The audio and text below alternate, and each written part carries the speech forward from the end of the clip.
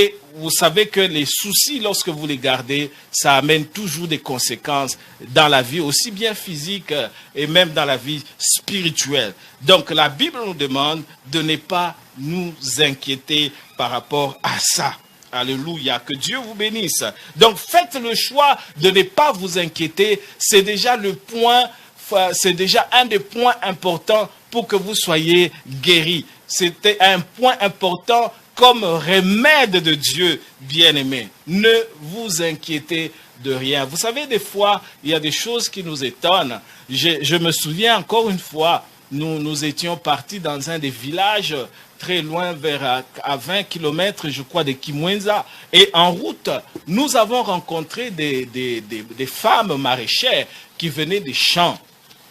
Et le drame, c'est qu'elles avaient des gros fardeaux, vraiment des fardeaux qu'elles avaient portés avec elles. Et elles se rendaient dans des villages qui étaient vraiment reculés. Alors, comme nous étions à bord d'un véhicule 4x4, nous avons dit, prenons ces mamans et amenons-les parce que le village était situé très loin. Alors, elles avaient des gros fardeaux et elles sont montées dans le pick-up,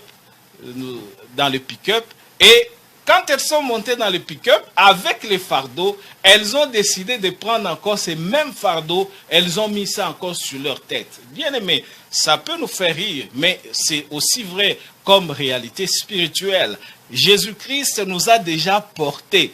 Jésus-Christ nous a déjà pris en charge. Vous allez voir quand nous allons dire la parole de Dieu. Il nous a pris en charge. Mais malheureusement, il y a des gens, bien que le Seigneur les a déjà pris en charge, eux-mêmes, ils prennent encore leur fardeau, ils mettent sur la tête. Vous devez vous décider, bien-aimés, de ne pas vous inquiéter. Vous devez prendre cette option. Ne pas s'inquiéter, c'est vraiment faire confiance au Seigneur. Vraiment faire confiance au Seigneur bien-aimé. Et la Bible nous dit ceci, ne vous inquiétez de rien, ne vous inquiétez de rien, mais en toute chose, vous devez faire connaître vos besoins à Dieu par des prières et des supplications. Bien-aimé, si ne pas vous inquiéter, ne pas vous soucier, ça doit être un choix que vous devez faire. La deuxième des choses que nous sommes appelés à faire selon la parole de Dieu, la Bible nous demande de faire quoi? La Bible dit, faites connaître à Dieu, c'est-à-dire demandez à Dieu par la foi. Et dans 1 Pierre chapitre 5, la Bible nous demande, 1 Pierre chapitre 5, le verset 7, la Bible nous dit, déchargez-vous sur lui de tous vos soucis, car il prend soin de vous. Donc la deuxième chose que nous sommes censés faire, c'est de faire des prières. Ça veut dire demander à Dieu. C'est ce que la Bible nous recommande. Dans Matthieu chapitre 6, le verset 24 jusqu'au verset 33, le Seigneur Jésus lui-même nous rappelle que nous ne devons pas nous inquiéter. Nous ne devons pas nous inquiéter, mais nous devons chercher d'abord le royaume de Dieu. C'est-à-dire que pour le Seigneur, nous ne devons pas marcher dans les soucis, bien-aimés. Nous ne devons pas vivre dans l'inquiétude. Nous ne devons pas vivre, bien-aimés, dans l'anxiété. Quels que soient les problèmes, quels que soient les défis auxquels nous sommes confrontés dans la vie, bien-aimés, ne marchez pas dans les soucis, ne vivez pas inquiets,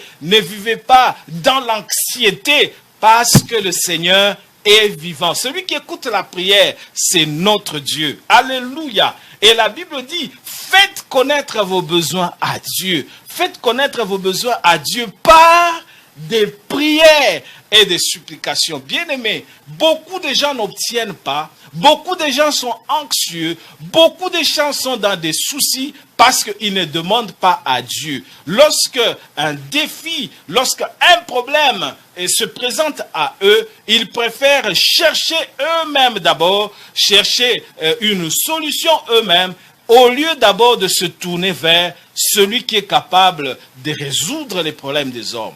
Alléluia, notre Seigneur. Alléluia. La Bible dit, ne vous inquiétez de rien, mais faites connaître à Dieu. Vous devez prendre l'option, bien-aimé, de présenter ses besoins au Seigneur par la prière, par une prière aussi instante, c'est-à-dire les supplications. Vous devez prendre l'option de parler à votre Dieu. Dieu est notre Père. Il n'est pas aussi éloigné que vous le pensez. Le Seigneur est notre Papa. Il est notre papa par Jésus-Christ. Jésus-Christ parce que nous l'avons reçu dans notre vie comme Seigneur.